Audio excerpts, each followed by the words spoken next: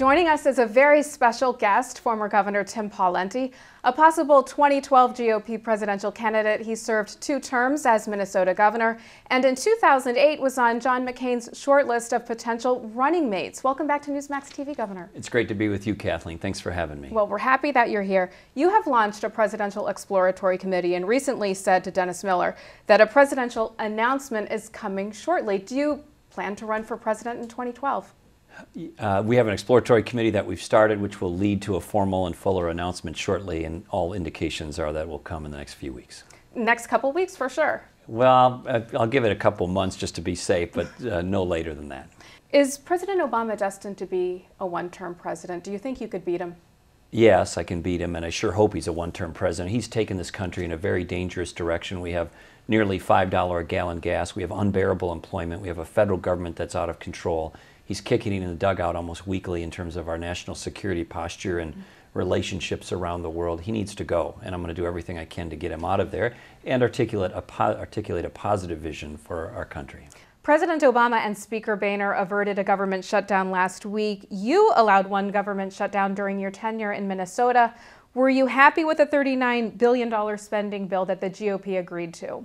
Well, I went through a shutdown, and so people thought it was a really big deal at the time, but it was important in my state that we drew a line in the sand as it related to things like taxes and spending. So I knew that was a big hurdle for the folks in Washington to face, but it was really important that we got the right result, which is to slow down and reduce spending. I think Speaker Boehner got the best deal that he could under the circumstances, and now we're in a position to get on to the bigger debate, which is what to do with the long-term financing of the country.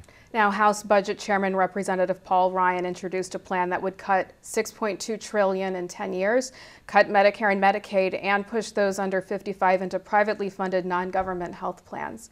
Social Security, however, would remain untouched. In your view, is this the right plan for Americans, and do the cuts go deep enough? Well, in the coming months, I'll have my own plan for getting America's finances back on track in terms of our federal government. But in terms of the direction and the diagnosis that Representative Ryan has pointed to, I agree with him in terms of the direction that he's taken. I'll have my own differences in some of the details. For example, he didn't address the Social Security issue. I wish he would have. I'm openly talking about the need to gradually and slowly raise the retirement age over time for new entrants into the program. Talking about the importance of means testing, and not the whole program, but the cost of living adjustment for wealthy people, and middle income and lower income people will still get their cost of living adjustment, and others. We have to look the American people in the eye, show them the problem, not just scare them, but also give them positive ideas and solutions moving forward. And addressing Social Security is going to be a big part of my campaign going forward. How do you go about reforming Social Security? Well, I think it's actually quite easy. It's those things that I just mentioned for people who are new to the program, the new entrants, raising the retirement age gradually over time, means testing the cost of living adjustment. And I do think we should also give new people coming into the program an option, whether they want to have the traditional program or individual accounts. None of what I just described will change what current retirees have or people that are in the program or approaching retirement, so it won't scare them or unsettle them, but it'll give something that will fix the problem and give plenty of notice to the new people, the younger people who are coming in, so they can adjust their plans accordingly. Now, the issue of whether to raise the debt ceiling is expected to come up before mid-May. Should we raise the debt limit? No, we have to draw the line in the sand and say, look, we got to get our house in order. We've got a country that's gone broke. We can't afford what we have, much less add anything new to it. The debt ceiling limit is really a spending limit. President Obama has set up a false choice, saying, on the one hand, either raise the debt ceiling or we're going to default. He could, by executive direction, order the Treasury, or the Congress could pass a law ordering the Treasury to sequence our bill payment with the existing cash flow to make sure that our outside creditors and places like the military get paid first, so there is no default, at least in the near and intermediate term. That would buy more time to have the fuller discussion about the structural reform that we need in Social Security and Medicaid and other entitlement programs. All right. Well, last week, Wisconsin Governor Scott Walker visited Newsmax to drum up support for his fight against public unions who want to recall the election of Walker allies in the Wisconsin legislature. How important is this battle in Wisconsin for the rest of the nation? It's really a flashpoint, and I think in many ways a preview of coming attractions. It's just like General Motors. Across the country at all levels of government, we have examples of management and labor running up the costs so far, so high, so fast that no reasonable assumptions about revenues or people's ability to pay for it can keep up. And so it has to be restructured. And is it easy? No. Is it difficult?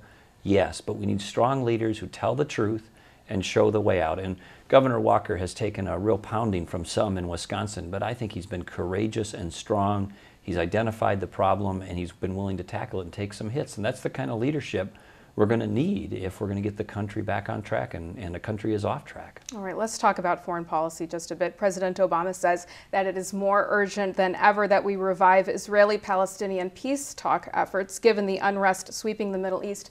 In your view, has President Obama shifted policy away from Israel and instead toward the Muslim world?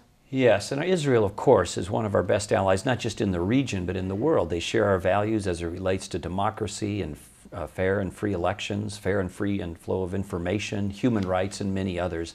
And we need to stand with Israel. And there was some uncertainty around President Obama's positioning in that regard and America's positioning in that regard early on in his administration. People were openly wondering, is he shoving Israel to the side? Is he opening up daylight between us and Israel? Number one, I don't think that's the right course. And number two, it invites danger. When people see the United States and Israel being separated, that could invite their enemies, our enemies, to exploit the situation. And I really strongly disagreed with President Obama disrespecting or shoving Israel to the side early on. And he may be trying to make up for that now, but I hope that his administration understands that we need to stand with Israel strongly, shoulder to shoulder, no daylight between us and them.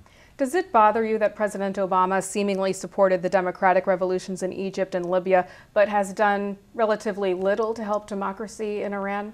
Very disappointing. Obviously, Iran is one of the most troubling countries in the region. In 2009, when they had the beginnings of the Green Revolution, there were people standing in the streets with signs printed in English, holding them up to the camera saying, where is the United States? Where is President Obama as it relates to freedom?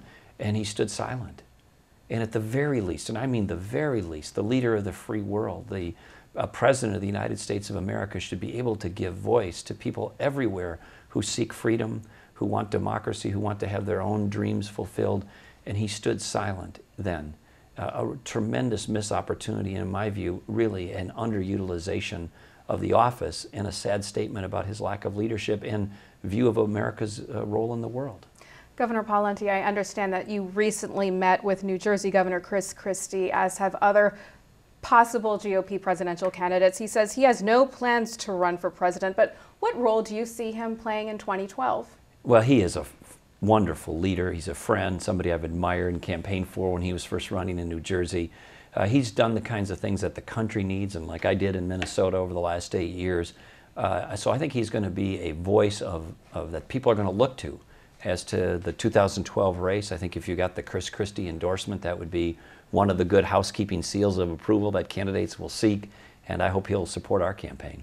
Now, how does Donald Trump fit into all of this? He's ratcheting up the rhetoric about President Obama's failure to release his full birth certificate, and a White House advisor says that Trump's theories, as it relates to Obama's birth certificate, that they're nothing more than a sideshow. What is your take on Trump's action on the birth certificate front? Well, to the extent this race is now going to be a referendum on hair, I'm going to regrow my mullet, Kathleen. I had it in college, I had it in high school, so I'm thinking that as just as openers. But I think the Donald is funny. I think he's entertaining. He's obviously successful. I think he'd add a lot to the race if he decided to get in. But as to the birth certificate issue, I'm not one who challenges or questions President Obama's birth certificate. The evidence that's available to us, both in the form of the news clippings in Hawaii as well as the certificate of live birth that many news agencies have accessed and published, it leads me to conclude that the evidence is that he was born in Hawaii. So I don't spend my time questioning that. Others can if they want to, but that's not where I'm going. Do you see Trump as a viable GOP candidate, and could he be a real challenger as we move closer to Iowa? Well, he's successful. He's smart. He's entertaining. So I think he could be somebody who could liven up the race. He could ignite the race. I don't know ultimately what his trajectory would be in terms of success or not, but I have respect for him in the sense that he's a very successful person. He speaks his mind. He's direct, and I think he'd bring a lot to the debate. Do you think he'd make a good VP? Well, it's probably too early to speculate about all of that, but he's somebody who I think probably do whatever he wants to do. He's got a lot of talent. All right. Well, before you go, we'd love to get your take real quickly on how you think you and your policies compare to those of a few of the other potential GOP contenders. All right. Beginning real quickly with Massachusetts Governor Mitt Romney. Well, all these candidates are my friends, and so I don't speak negatively of them. I'll just tell you what my strengths are. I've got a blue-collar background and a record that the Cato Institute gave an A as governor. Only 4 got it in the country. The other 3 aren't running for president. So when it comes to taxes, spending, health care, education, terrorism, and the like, I've got strong views, but I also got a record that I think lines up with that, and a life story that I think is the American story. And people, I think, want to know in their leaders, who are you, where are you from, what do you believe, why do you believe it, do your words and your actions actually line up? In my case, all of that's true. All right, Governor Tim Pawlenty, thanks so much for being here. Thanks, Kathleen. Thanks for having me back.